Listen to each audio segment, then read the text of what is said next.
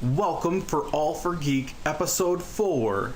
Today's show, we talk about the top sites of 2012. Yes, our favorite sites that we visit in 2012. Today on the show, I have Steve joining us, which I just blocked. What the hell? No, I didn't block it. Is this not free? Button. No, you have to pay to join. Hello, Steve. How are you doing today? Good, Phil. Thanks for having me on the show, and hello, YouTube. So you ready with your websites, your top sites that you visited in 2011? I am. I don't know if I said 2012 last time, but 2011. I think you said 2011. I've compiled my list of my 5 favorite sites that I visited in 2011. So how are we going to do this? We're going to do 5, 5, 4, 4, or just do each list? I don't know. Let's do one each. How about that? Okay, you go first. Number 5. Number 5 off my list is Codecademy.com. That's Codecademy.com. It's a website that I sent to you, Phil, last week, I guess. Teaches you how to code in JavaScript, and I'm pretty excited about that site. There's going to be a whole lot of new web developers joining the field thanks to that site. So that's my number 5. I plan to try it out and see how I do. You want me to start trying my hand at coding? Yeah. And I've done some HTML in the past, not crazy amounts or anything, just some minor website stuff. But I'm going to take a look at it when I have a chance, and I'm going to see if it's the right thing for me, if I enjoy it. But it'll be something to review later on. Cool. So what's your number 5? My number 5 would have to be Netflix. I'm very and I'm sure is Netflix on your list somewhere? No. See, I put Netflix on the list because it has gotten better than it used to be. Like, I tried it when it first came to Canada, and it was pretty lacking of content. The library was just so sparse. But now there's so much stuff. There's a lot more TV stuff, which hits me because I don't care about the movie stuff. And I'm quite happy with it. I've been able to watch a few things with the wife, and I've even been able to watch some old Saturday morning cartoons that have come up on there. Like now, Power Rangers season 1 is there. Oh no! The Amazing Spider-Man that was on Fox, X-Men. It's all fun. So good on them, and they just brought out a iPad app for it, a redone iPad app, should I say, an update, and it's looking beautiful. Yeah, they're constantly updating their library, taking things off and putting things on as their deals expire, and they sign new deals. And I think if their ideal customer is somebody who pays once and never watches anything, I'm their worst customer, because it's streaming constantly from as soon as the kids wake up. They're streaming cartoons, and when they go to school, it's on all day. So they probably hate me as a customer, but I love it. I've noticed that you've been watching a lot of Sliders. Yeah, I watched the entire season of Sliders. Getting caught up on those old shows that I never really saw the end of, because I back in the day when they were on broadcast TV, and if you weren't there in time and you didn't set your VCR, forget it, you missed it. Yeah, and I'm glad we're out of that era, because I would not be able to do it anymore. No. All right, Steve, what is your number 4?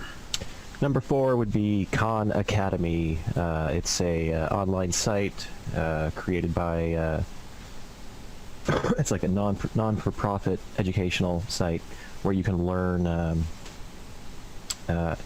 anything you want. There's a whole bunch of math courses, physics, chemistry, biology, from high school up to university level.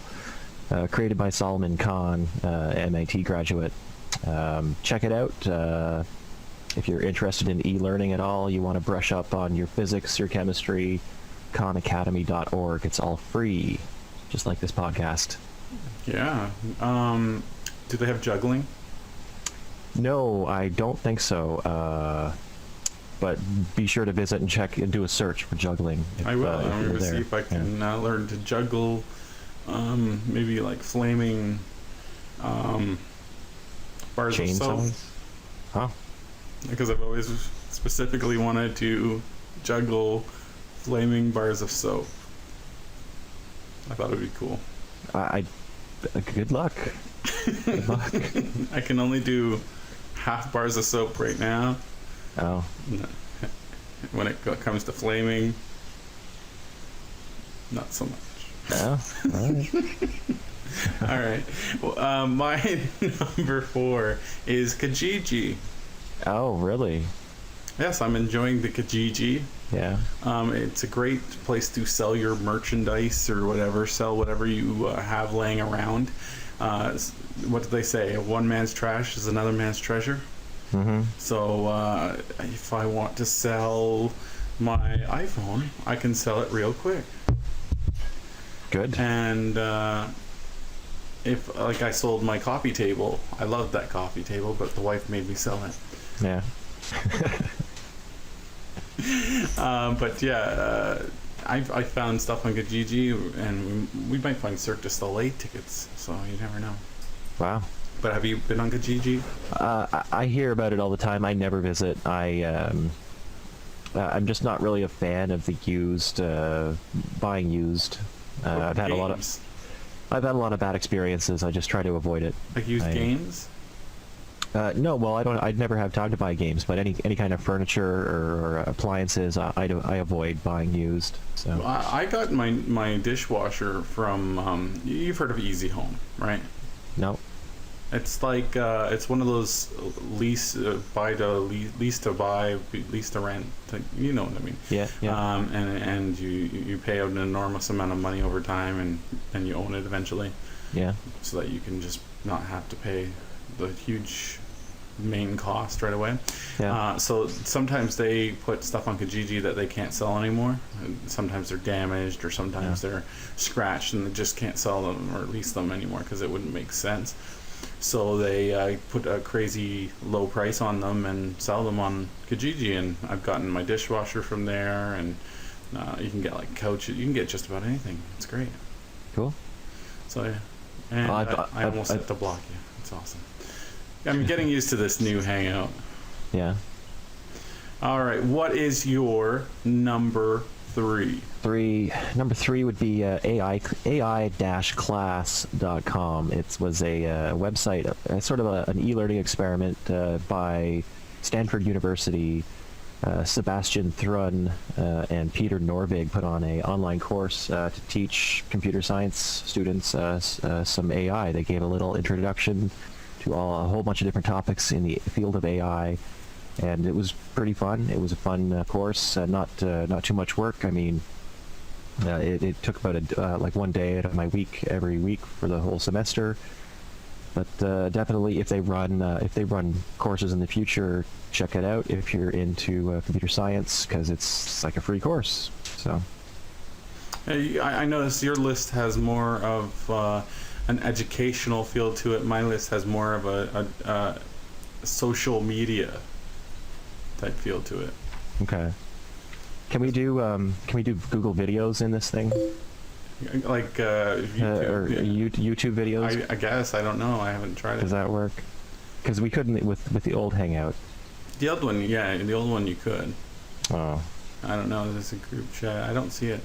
I don't see it anymore either. That's too bad, because there was a really cool video from that course, one of the last lessons. They showed what was possible with a self-driving car, and they showed this car that went into reverse full speed and then did like a full 180 backed into a parking spot. It was pretty cool to see, because you know how the new Ford Focus, they do that auto park thing. This was like auto park on steroids. It was amazing to see. So.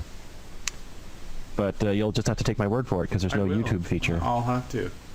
Well, So how about my number 3 is Google Calendar. Google Calendar? All right. It's very helpful in my life. It keeps me scheduled, and I can keep on looking at it if I need to schedule something else. Because if without it, I would double book myself for lots of things. Yeah, I would screw myself over. I like the reminders in Google Calendar. That's what I use for my reminder service. If I need to remember something, it goes right there to Google Calendar. Yeah, it's I'm very like. Do you use it often? maybe once every 2 weeks, 3 weeks, kind of thing. Not So too you often. don't use it as your main calendar, Well, or do you use it your brain only? it is my main calendar, but I really only use it to remind me of stuff that's going to happen in the future. Like 2 weeks from now, I'm going to forget by then, so I put it on the calendar. But otherwise, I just try to remember. So What is your number 2, Steve? number 2 would be Talkchess.com. It is it's a website that I kind of stumbled onto this summer because I needed help working on my chess engine, and there are like famous chess developers on there, celebrities of the computer chess world, who hang out there, like Robert Hyatt, the guy he's a world champion computer chess author, Stephen Edwards, H.G. Mueller, all these legendary computer chess guys hang out there and just chat. So I was really surprised to see them just openly discussing various computer chess topics. So if you're into computer chess, and I know lots of people are, check out Talkchess.com. Yeah, well, for those who don't know, if you go to Xbox, if you have a 360, tell them how they can get your game. Search for tell them how. I don't know how to do it since that new dashboard update. You could probably search via the new Bing search. Yeah, if you have Kinect, you say Xbox Bing pwned, and I'm pretty sure it shows how would up. yours show up with the voice recognition? I don't know. I'll test it though. I'm curious now. All right, so that was number 2. Number 2. My number 2 has got to be something new for me, Steam. Oh. Yeah, because I like to think that I have now fully converted to PC gaming, which is crazy for me because I used to hate the idea of it. Yeah. And that's pretty much because, and this is usually the case for most people, is because most people don't have the hardware for it. They don't want to keep up to date with it. They don't want to buy a new game and have it say, oh, you don't have the hardware available, and then you have to go upgrade and buy something else to play this game. Yeah. It's annoying, but I found that when I upgraded, I've spent a good amount for the upgrade, but it's something that has paid for itself over time in my mind, because I have not had to upgrade or anything since I got it. It plays all the current games still, and I've been happy. Like Skyrim, like it's the best played on that. And how many games do I have for Steam? Thank you, Steve. Yeah, they have great. it's a nice site. They've got really good deals that show up there, like sales All the time. all the time. Yeah. Yeah, and I think there was a model that what's his name that runs Steam, Gabe Newell. Yeah, that's it. Yeah. He had this model for sales where if you bring your game sale to like 75% off, it's going to pay for itself due to all the Steam members out there seeing your promotion. Yeah. And it ends up being like an astronomical amount of sales for your game, even if you're just an indie developer. Yeah, I've heard that over the past 6 years, the Steam just keeps doubling its earnings year after year. That's incredible for Steam. Oh, and just to let you know, Steve, I got Trials 2. Yeah. You know, like we got Trials HD on the 360, right? So I got Trials 2 because I don't have the 360 anymore, and I had a need to play Trials. And it's just like the Trials HD. It's awesome. For the PC? Yeah. Oh, nice. And you can use your Xbox controller if you have the wireless adapter for it and everything. Cool. So I love it. And a lot of people tell me for PC gaming, I can't do it because I prefer controller gaming. I am a sole controller gamer. I don't use the keyboard. I hate using the keyboard for gaming. And I'm quite happy with my wireless 360 controller used with the wireless adapter on my PC, and then I can play just about any game. Cool. Yeah, and Steam's just awesome because of the sales, because all my library is there, and it has friends, it has achievements. It's great. It's in the cloud. It is, and yeah, I can put it on any computer. Yeah. It's great. So we're down to our number 1. Okay, my number 1 site, I'm just going to keep it short and simple. Corkboard it. Corkboard, yeah, Yeah. you are very high on corkboard. Tell me what corkboard is. Well, I'm biased because it's kind of my personal site. Me and a friend of mine, Marcelo, work on this corkboard site. It's like it's just a bookmark site. Everybody's got one of these. It's kind of like Delicious. it's sort of like Delicious. It's I think you use the terminology social note taking, and that's really kind of how we've engineered it, is to be a social note site. You can create your corkboard, invite friends, they can post on it, you can post on it, you can share it. There's RSS feeds. It's just a bookmark site. It's just a little side project of mine. So that's my number one. And how does someone go to it? Corkboard.it. There you go, people. Go check it Yeah. out. And what's your? Do you share usernames on it? I haven't been there for a while, so I gotta. check it out again. My username on it is Steve. There you go. Yeah. My number one for top sites of 2011 is Reddit. And we've had this discussion. We've had a big discussion about Reddit and how you're not a big fan of Reddit because of what the community did against Dig and your services, right? Did you want to do a short version discussion of that? I like Dig better. That's all I'm going to say on that. But tell why do you like Dig better? To say your reason why you do not go to Reddit and why you like Dig better, because Dig is pretty much dead. I disagree, Phil, but because I think Reddit is kind of it's too mainstream for me, I guess. There's too many people on it. It's too crowded. But that's what makes those sites good. Like, it makes them better when there's more people because it's a whole voting aspect.